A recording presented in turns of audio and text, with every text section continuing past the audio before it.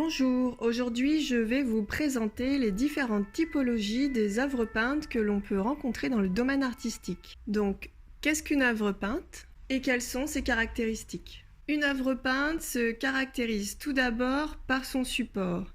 Un support plan et plus ou moins rigide.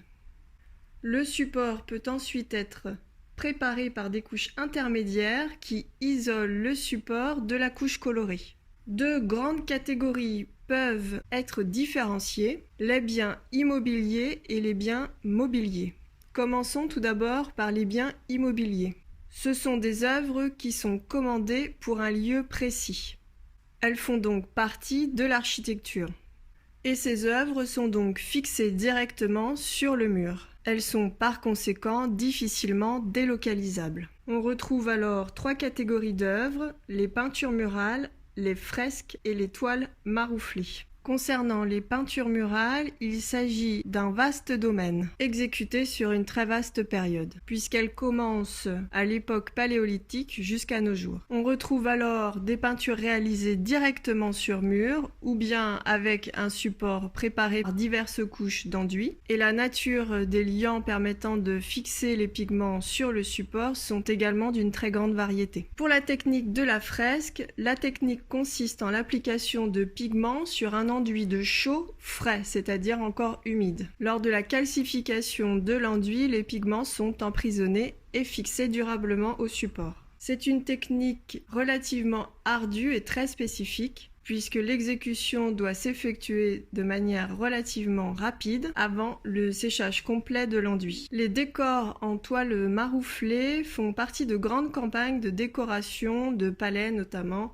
ou de grandes institutions. Concernant cette typologie d'œuvres, les liants employés sont plus particulièrement l'huile, l'acrylique et la détrempe qui est une peinture réalisée avec des colles animales. Les peintures sur toile marouflée sont donc fixées directement sur le mur, à ne pas confondre avec des décors tendus et insérés dans des boiseries. Ces toiles tendues sont donc possiblement amovibles. Parlons à présent des peintures faisant partie du domaine mobilier. Ce sont en principe des œuvres de plus petit format qui sont donc facilement amovibles, accrochables, décrochables et délocalisables. Leurs typologies sont extrêmement variées. Je vous présente ici les portraits du Fayoum. Ce sont des œuvres qui doivent rester au sein de la momie, mais leur réalisation étant réalisée au préalable sur un support amovible, j'ai trouvé intéressant de vous les présenter ici. Les pigments sont ici fixés avec une peinture à l'encaustique, c'est-à-dire avec une cire chauffée, sur un support relativement fin en bois. Le panneau de bois est l'un des supports les plus anciens permettant de réaliser des peintures de chevalet. Et il est l'un des supports amovibles les plus couramment utilisés dans l'histoire de la peinture. En ce qui concerne la peinture à l'encaustique, sa réalisation n'étant pas aisée avec la mise en chauffe de la cire, c'est une technique qui a été peu employée dans l'histoire de la peinture. Les icônes sont reliées au culte religieux des chrétiens orthodoxes. À ses origines, l'icône était réalisée à tempéra, c'est-à-dire que les pigments sont liés avec un mélange fait à base de jaune d'œuf. Il s'agit ici de l'ancêtre de la peinture à l'huile. Ces icônes sont réalisées sur des panneaux de bois relativement épais. La tempéra est une technique qui a également été employée sur toile en début de Renaissance et les icônes aujourd'hui sont plutôt réalisées avec une peinture à l'huile. Dès la fin du Moyen-Âge et durant la Renaissance, le panneau de bois est le support privilégié en Occident.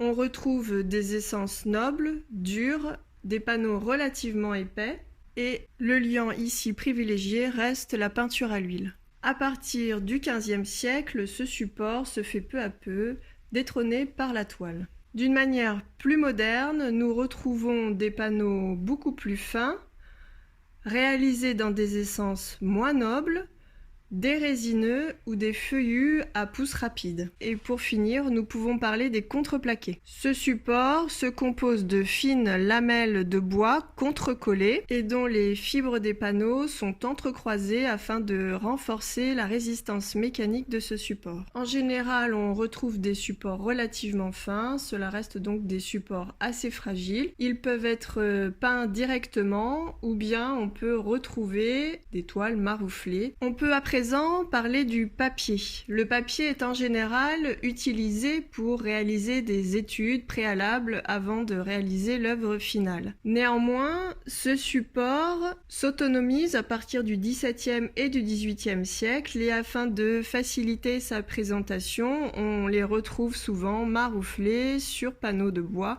ou encore sur toile. Les impressions sur papier peuvent également se retrouver marouflées sur toile afin de faciliter et leur conservation et leur mode de présentation. La technique du pastel est originellement réalisée sur papier. Il y a deux types de pastel. Le pastel sec qui est constitué de pigments broyés dans une gomme arabique et mis en bâtonnet, tout comme le pastel gras qui lui est composé de cire et d'huile. À partir du 19e siècle, certaines toiles sont préparées spécialement pour la réalisation des pastels.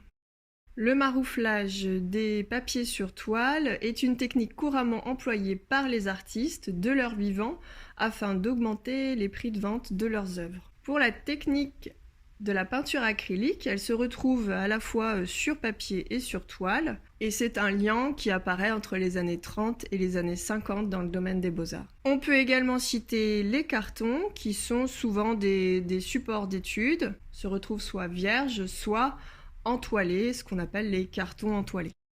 On retrouve également l'isorel, qui est un panneau de fibres cellulosiques agglomérées. Les peintures sur cuivre sont un support noble, mais relativement rare du fait de leur prix. La peinture à l'huile sur toile est la typologie la plus couramment employée dans le domaine artistique, et elle l'est à partir du XVe siècle. Voilà, c'est terminé pour aujourd'hui. À bientôt!